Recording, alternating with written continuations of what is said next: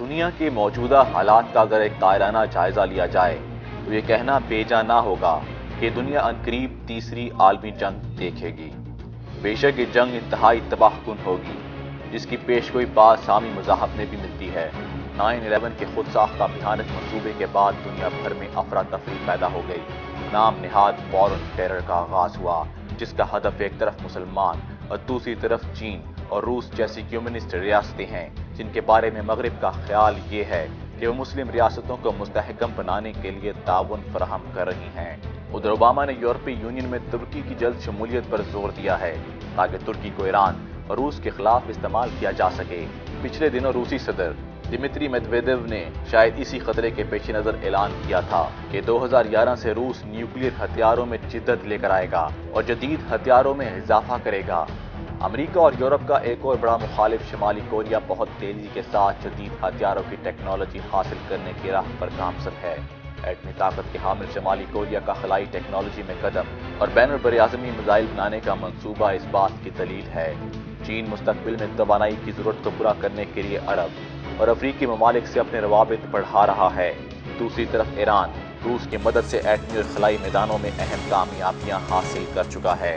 روس اور ایران کے درمیان تاریخی تعلقات موجود ہیں۔ مشرق وسطیٰ کے علاوہ جنوبی ایشیا اور چین کے حالات بھی عالمی جنگ کا شاخسانہ قرار دیے جا سکتے ہیں۔ سری لنکا میں بھارت نواز تامل ٹائیگرز کی بغاوت کو کچل دیا گیا۔ بھارتی وزیر خارجہ پرناب مکھرجی نے سری لنکا کا ہنگامی دورہ کیا اور صدر مہندرا راجہ کو تاملوں کے ساتھ نرم رویہ برتنے کے لیے راضی کرنے کی ناکام کوشش بھی کی۔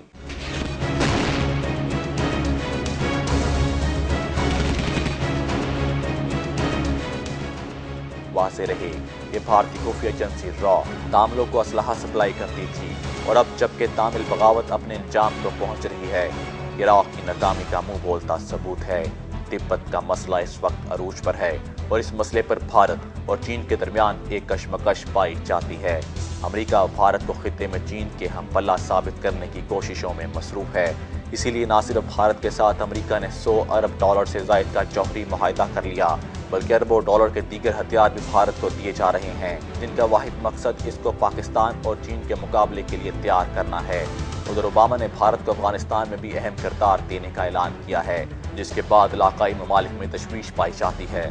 رچرڈ ہاربروک نے اپنے حالیہ دورہ بھارت میں دنیا بھر کے عالمی مبصرین کو بحث کا ایک اور عنوان دے دیا، اور وہ ان کا یہ بیان ہے کہ امریکہ بھارت کو جنوبی ایشیا میں ایک عالمی طاقت کی نظر سے دیکھتا ہے۔ بھارت کے اسرائیل کے ساتھ دفاعی تعلقات کی کوئی ڈھکی چھپی بات نہیں۔ اسرائیل نے بھارت کو پاکستانی پانی روکنے کے لیے بنائے گئے بغلیار ڈیم بنانے میں بھارت کی مدد کی ہے، جبکہ بھارت نے اسرائیل سے $2 بلین کا میزائل پروگرام کا معاہدہ بھی کیا ہوا ہے، اور اب اسرائیل بھارت کی ریاست بہار میں اسلحے کی فیکٹری تقریباً $240 ملین کی لاگت سے بنا رہا ہے۔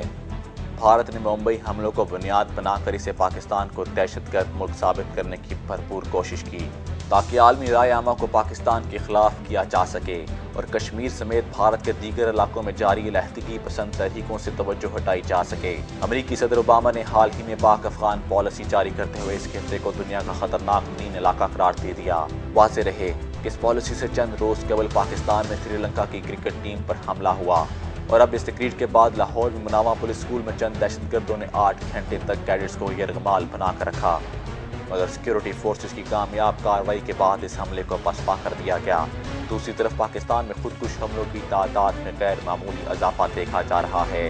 کارروائیوں میں ربط محسوس کیا جا سکتا ہے اور یہ بات واضح ہو چکی ہے کہ پاکستان دشمن طاقتیں ملک کو کمزور کرنا چاہتی ہیں۔ اب امریکی فوج کی سینٹرل کمانڈ کے سربراہ جنرل ڈیوڈ پیٹریاس نے خبردار کیا ہے کہ پاکستان کے اندر تک فوجی کارروائی کو آخری آپشن کے طور پر استعمال کیا جا سکتا ہے۔ امریکی وزیر دفاع رابرٹ گیٹس نے 50 مزید ڈرون طیارے اور $2 بلین لاگت کے جاسوسی آلات خریدنے کا عزم کا اظہار کیا ہے۔ پاکستان دنیا کی واحد اسلامی نیوکلیئر پاور ہے اور دنیا کی بڑی اور جدید ہتھیاروں سے لیس قابل فوج رکھنے والے ممالک میں پاکستان کا نام بھی شامل ہے۔ پاکستان کو ان دونوں مختلف محاذوں پر دباؤ کا سامنا ہے۔ ایک طرف بھارت طالبان کے تعاقب کے نام پر پاکستان پر حملوں کی بات کر رہا ہے، تو دوسری جانب افغانستان میں جاری امریکی جنگ پاکستان کے سرحدی علاقوں میں ڈرون حملوں اور فوجی آپریشن کے ذریعے پہنچ گئی ہے، جس کی وجہ سے پاکستان کا اندرونی امن تباہ ہو گیا ہے اور اقتصادی صورتحال انتہائی خراب ہو گئی ہے۔